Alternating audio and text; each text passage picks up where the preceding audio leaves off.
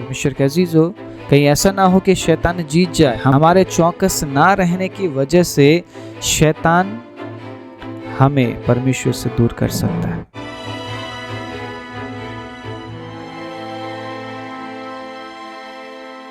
आप सभी को जय मसीह की। प्रभु यीशु मसीह के नाम से मैं आप सभी का स्वागत करता हूं आज के वचन के लिए।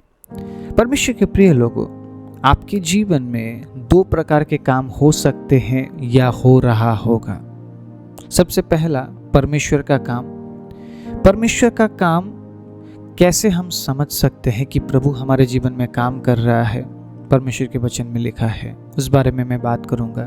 दूसरा है शैतान का काम। ठीक है, शैतान के काम के बारे में भी आज मैं बात करूंगा और मैं बताऊंगा आपको किस काम पे आगे बढ़ना है।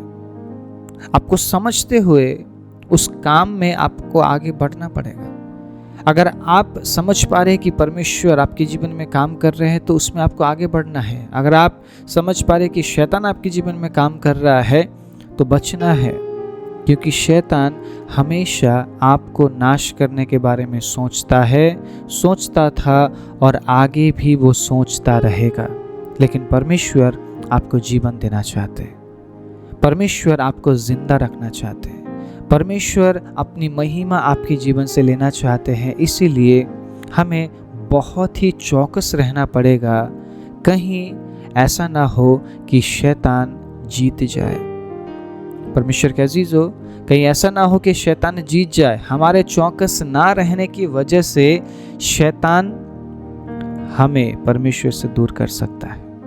इसीलिए आज का वचन परमेश्वर के अजीजों ये समझने के लिए है कि हमारे जीवन में परमेश्वर काम कर रहे हैं या शैतान। ठीक है, सबसे पहली बात परमेश्वर के काम को लेकर हम शुरू करते हैं। मैं पढ़ना चाहता हूँ यशायाह का किताब 43 अध्याय, उसके 18वें आयत को। बहुत ही सुंदर वचन है, पर ध्यान से सुनिएगा। अब बीती हुई घटनाओं का स्मरण मत करो, ना प्राचीन काल की बातों पर मन लगाओ। देखो, मैं एक नई बात करता हूँ, वो अभी प्रकट होगी, क्या तुम उससे अनजान रहोगे? मैं जंगल में एक मार्ग बनाऊंगा और निर्जल देश में नदियां बहाऊंगा। परमेश्वर का काम हमेशा कैसे होगा आपके जीवन में? परमेश्वर काम कैसे करते हैं? परमेश्वर आपको आपके पुरानी बातों से सबसे पहले वो अलग करना चाहते हैं। परमेश्वर आपको बीती हुई घटनाओं को स्मरण करने से रोकना चाहते हैं। परमेश्वर आपको आपके पुराने जीवन में जाने नहीं देना चाहते, क्योंकि परमेश्वर को पता है आप कहां से आए हैं। ठीक है, परमेश्वर को पता है कि परमेश्वर ने आपको कहां से छुड़ाया है, कैसी हालत में आप थे, कैसी दशा में आप थे, कैसे जगह से परमेश्वर ने आपको बचाया है, ये बात परमेश्वर जानते हैं। इसीलिए परमेश्वर नहीं चाहते हैं कि दोबारा आप आपके उस पुरानी जगह में जाए या बीती हुई घटनाओं का स्मरण करें। जो परमेश्वर जानता है कि आप किन हालात में थे और परमेश्वर नहीं चाहता है कि आप वहां पे दोबारा जाए। परमेश्वर अपने वचन में बार बार कहता है कि देख, सब कुछ नया हो गया, क्योंकि इंसान पुराने अवस्था या पुरानी बात को भूल नहीं सकता है, या अगर मैं सही भाषा में कहूं, भूलना नहीं चाहता है। मिस्र से परमेश्वर ने इजरायलियों को निकाला। मिस्र में इजरायली लोग कैसे रहते थे, ये बात आपको पता है, पता होगा ना। अगर नहीं पता है तो आप पढ़िए। मिस्र में उनकी दुर्दशा कैसी थी, किस हालत में थे। इसीलिए तो वो बार बार परमेश्वर को पुकार रहे थे कि प्रभु हमें बचा। 400 साल से वो क्यों प्रार्थना कर रहे थे? क्यों 400 साल से वो कंटिन्यू लगातार प्रार्थना कर रहे थे कि प्रभु हमें बचा, हमें यहाँ से निकाल? वो खुश थे, वो आनंदित थे, वहां पे एंजॉय कर रहे थे? नहीं, वो तकलीफ में थे, वो मुसीबत में थे, वो दुख में थे। उनकी पीढ़ियां वहां पे खत्म हो रही थी और वो परमेश्वर को मदद मांग रहे थे कि प्रभु हमें बचा, हमें छुड़ा, हमें निकाल यहां से। 400 साल बाद परमेश्वर ने उनके प्रार्थनाओं को सुनकर प्रार्थनाओं को जवाब दिया और मूसा को भेजा। मूसा को तैयार किया और परमेश्वर ने मूसा को भेजा। अब मिस्र से निकलने के लिए तो ये बहुत ही उत्तेजित और आनंदित, लेकिन मिस्र से निकलने के बाद ये बिल्कुल बदल गए। ये बदल गए। पहले जिस जगह में वो नहीं रहना चाहते थे, अब उस जगह की वो तारीफ करने लगे कि मैं वहां पे कितना अच्छा था, मुझे तो वहां पे कितना अच्छा अच्छा भोजन मिलता था, हम तुम यहाँ पे हमें रेगिस्तान में मारने के लिए लाए हो। वो बंदी थे, वहां पे बंधन में थे, वो पेट भर खाना भी नहीं खा पाते थे, उन्हें मारा जाता था, उन्हें पीटा जाता था, उन्हें कुचला जाता था, काम करते करते उनकी मौत हो जाती थी। उन्हें कोई श्रद्धांजलि नहीं है, कोई इज्जत नहीं है, कोई आदर नहीं है, कोई मान सम्मान नहीं है। मतलब मिस्र में वो लोग इंसान के तुल्य तो थे ही नहीं, जानवर से भी बदतर माना जाता था उन्हें। उस जगह से परमेश्वर ने उनको छुड़ाया, परमेश्वर ने उनको बचाया, और जब परमेश्वर ने उन्हें स्वतंत्र कर दिया, चारों तरफ वो कहीं भी जा सकते थे, कुछ भी कर सकते थे, वो खुले आसमान के नीचे थे, वो किसी के बंधन में नहीं थे। परमेश्वर उन्हें छुड़ाकर तो लाए, लेकिन परमेश्वर मिस्र जैसा उन पर शिकंजा परमेश्वर ने नहीं कसा, परमेश्वर ने उन्हें स्वतंत्र किया, और वही स्वतंत्रता उनके लिए पाप बन गया। पहले वो परमेश्वर को दुहाई देते थे, परमेश्वर को पुकारते थे, लेकिन अब क्या कहने लगे पता है? हम मिस्र में अच्छे थे, हमें क्यों लाए हो यहाँ पे? परमेश्वर उनके लिए समंदर में से रास्ता बना रहा है, परमेश्वर उनके लिए चट्टान में से पानी निकाल रहा है, परमेश्वर उनके लिए रेगिस्तान में, है ना, अच्छे भोजन का परमेश्वर बंदोबस्त कर रहा है। परमेश्वर ने सब कुछ किया उनके लिए, लेकिन उन्होंने ये बोलना नहीं छोड़ा कि हम मिस्र में अच्छे थे। किस प्रकार के इंसान है ये इंसान? इसलिए प्रभु के वचन में लिखा है ना, परमेश्वर पछताता है इंसान को बनाकर। परमेश्वर ने खुद कहा है, मैं पछताता हूं इंसान को बनाकर। परमेश्वर के अजीजों, अगर हम प्रभु में हैं तो हम प्रभु में इसलिए नहीं है कि हम अपने पुराने जीवन में जिए। बेशक शायद आप दोबारा वहां जा ना रहे हो, लेकिन आप सोच तो रहे हैं, आप अपने पुराने दिन को याद तो कर रहे हैं, आप अपने पुरानी बातों को याद करते हुए आप वहीं पहुंच जाते। आप बेशक अलग जगह होंगे, लेकिन जब आप उन बातों को याद करते हैं, उन बीती हुई घटनाओं को स्मरण करते हैं, आप वहीं पे होते हैं, आप उसी जगह में होते हैं। और ये बात परमेश्वर नहीं चाहता है। क्या ही धन्य है जिसके अपराध क्षमा किए गए और जिसके पाप ढांपे गए हो। धन्य है वो इंसान जिसके अपराध क्षमा किए गए हैं और जिसके पाप ढांपे गए हो और जिसके अधर्म का लेखा यहोवा ना ले। अगर परमेश्वर याद करे कि हम कहां से हैं, या परमेश्वर हमारा न्याय करे हमारे पुराने जीवन के वजह से, तो क्या हमें उद्धार मिलेगा? अगर वो हमें क्षमा ना करे तो क्या हमें उद्धार मिलेगा? अगर वो भूल ना जाए हमारे पापों को, क्या हमें उद्धार मिलेगा? नहीं मिलेगा। वो हम पर करुणा करता है परमेश्वर के अजीजों, इसीलिए वो भूलना चाहता है हमारे पापों को, वो भूलना चाहता है हमारे अधर्मों को, वो भूलना चाहता है हमारे बुरे कामों को। वो बिल्कुल याद नहीं करना चाहता है परमेश्वर के अजीजों, वो बिल्कुल याद नहीं करना चाहता है, और वो याद नहीं करता है। एक बार अगर उसने क्षमा कर दी, वो दोबारा उस बात की चर्चा बिल्कुल भी नहीं करता है। ये परमेश्वर का स्वभाव है, ये परमेश्वर का स्वभाव है। परमेश्वर के अजीजों, अगर आप नए जीवन में जी रहे हैं, इसका मतलब प्रभु आपके जीवन में काम कर रहा है। अगर आप पुरानी बातों को भूलकर आप आगे की ओर बढ़ रहे हैं, ये प्रभु का काम है, ये प्रभु का अनुग्रह है आपके जीवन में। ये प्रभु कर रहा है कि आप पुरानी बातों को भूलकर आप नई बातों में आप आगे बढ़ रहे हैं। लेकिन अगर आप पुरानी बातों में बार बार आप जा रहे हैं, बार बार आप पुरानी दशाओं में आप जी रहे हैं, पुरानी बातों को आप याद कर रहे हैं, आप अगेन बार बार आप मिस्र में जा रहे हैं, आपका मिस्र मुझे नहीं पता क्या था या कौन था या कहाँ था, अब अगेन मिस्र में जा रहे हैं। आप मिस्र की बात को याद कर रहे हैं, आप मिस्र की हालात को आप याद कर रहे हैं, आप मिस्र में अगर आप जी रहे हैं, याद कीजिएगा ये काम शैतान का है। शैतान आपको आपके पाप से कभी निकलने नहीं देना चाहता है, क्योंकि उसे पता है अगर आप धार्मिकता के जीवन को जिएंगे तो आप परमेश्वर के साथ अनंत जीवन में आप प्रवेश करेंगे। इसीलिए वो हमेशा हमारे पास्ट को याद दिलाता है हमें। अगर शैतान के काम को आपने जांचना है तो इसी से आप जांच सकते हैं कि वो आपको आपका पास्ट याद दिलाता है। परमेश्वर आपके भविष्य के लिए आपको उत्साहित करता है, लेकिन वो आपके अतीत के लिए आपको उत्साहित करता है कि बार बार वो कहता है कि अतीत में जा और याद कर, देख तू तो ऐसा था, तू ऐसी थी, तूने ये किया, तूने वो किया। अगर वाकई में यीशु मसीह हमारे पाप के बारे में इंटरेस्टेड होते तो यीशु ने उस लेडी को, जिस स्त्री को लाया गया था इल्ज़ाम लगाते हुए, दोष लगाते हुए कि ये पाप करते हुए पकड़ी गई, यीशु पूछ सकते थे उससे, तूने क्या किया बता। क्या यीशु ने पूछा उससे? क्या यीशु मसीह ने उस स्त्री से उसके पाप के बारे में कुछ भी बात किया? पढ़िए आप, यीशु ने कुछ भी नहीं बोला, किसी से कुछ भी नहीं बोला। यीशु मसीह हमारे पाप के बारे में हमारे साथ चर्चा नहीं करना चाहता। यीशु मसीह अपनी धार्मिकता के बारे में हमारे साथ चर्चा करना चाहता है। बोलिए आमीन।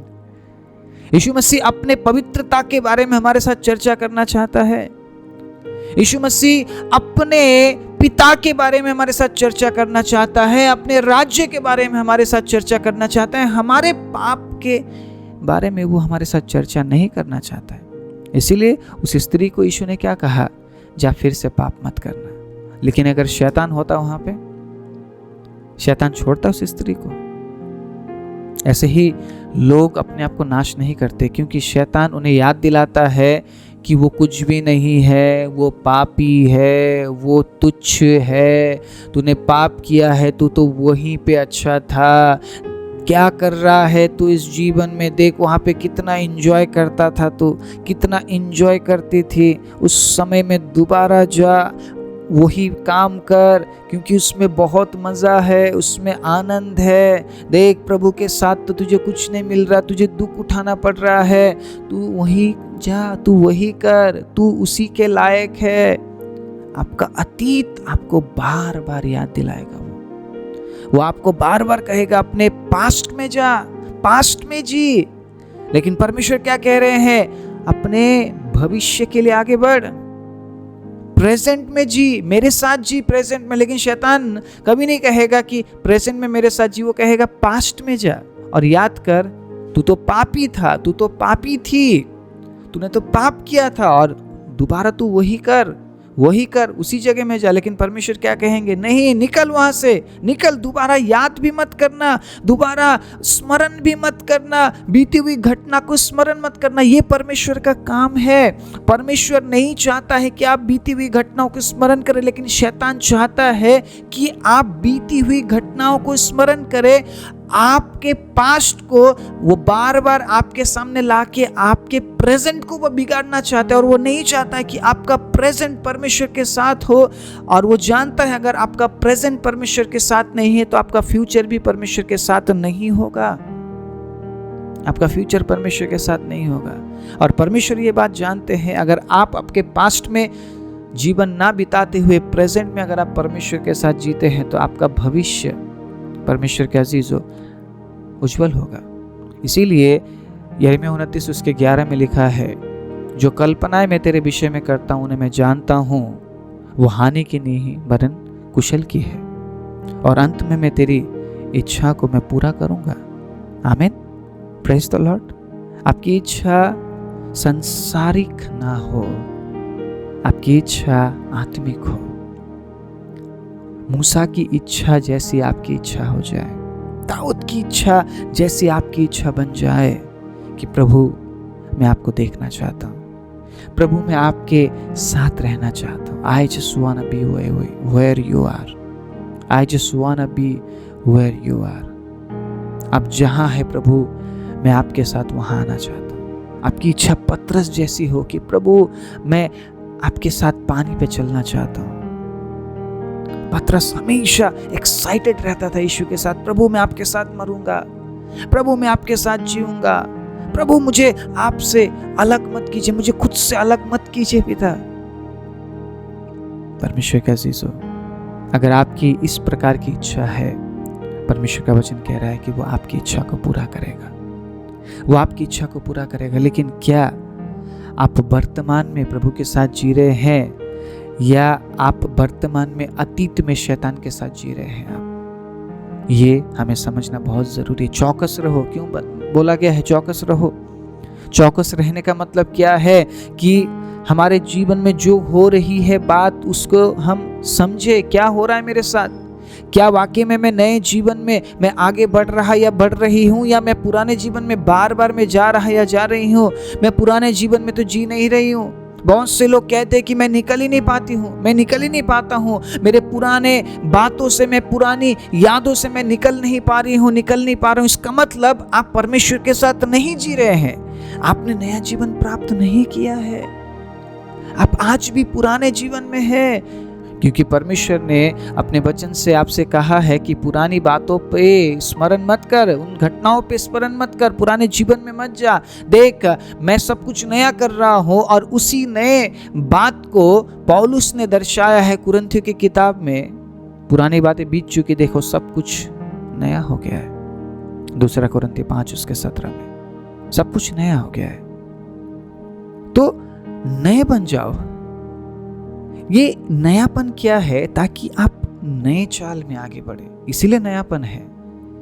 अगर आप पुरानी बातों में पड़े रहे तो आप नए कभी बन ही नहीं पाएंगे, आप नया काम कर ही नहीं पाएंगे, आप नया सोच आप ला ही नहीं पाएंगे आपके जीवन में। इसीलिए तो शैतान चाहता है कि आप पुरानी बातों में पड़े रहे, ताकि वो जो नया काम प्रभु करना चाहता है वो आपके जीवन में ना हो। आप सोचते होंगे मैं तो जा तो नहीं रहा ना, मैं जा तो नहीं रही ना वहां पे, बस सोच रही हूँ, बस सोच रहा हूँ। सोचने का मतलब है, स्मरण करने का मतलब है आप वहीं पे हैं, आप आपके मिस्र में हैं। आप आपके मिस्र से बाहर नहीं आ पाए हैं। इजरायली लोग जा थोड़ी ना रहे थे मिस्र में, लेकिन वो मिस्र में ही थे। वो बार बार सोच रहे थे, विचार कर रहे थे, उनका ख्याल मिस्र का था, उनकी इच्छाएं मिस्र की थी। इसीलिए वो उस वाचा के देश में प्रवेश नहीं कर पाए। परमेश्वर के अजीज, जो हमारे लिए अब वाचा का देश है सिय्योन देश। अगर उस वाचा के देश में प्रवेश करना है तो मिस्र को छोड़ना पड़ेगा और दोबारा मिस्र की बात भी नहीं करना है, क्योंकि परमेश्वर मिस्र की बात को दोबारा हमारे मुंह से नहीं सुनना चाहता है। जो लोग आज्ञाकारी है, जो लोग परमेश्वर के वचन के प्रति विश्वास योग्य है, वो दोबारा मिस्र को याद नहीं करेंगे। इसीलिए इजराइलियों के बारे में लिखा है बाइबल में। क्यों लिखा है? क्यों परमेश्वर चाहता कि हम पढ़े? ताकि हम दोबारा उनकी तरह ना करें, मिस्र को याद ना करें, मिस्र में ना जिए, मिस्र के ख्याल में ना जिए, अपने पुराने जीवन को हम याद ना करें, पुराने पापों को हम याद ना करें, पुराने हालात को हम याद ना करें।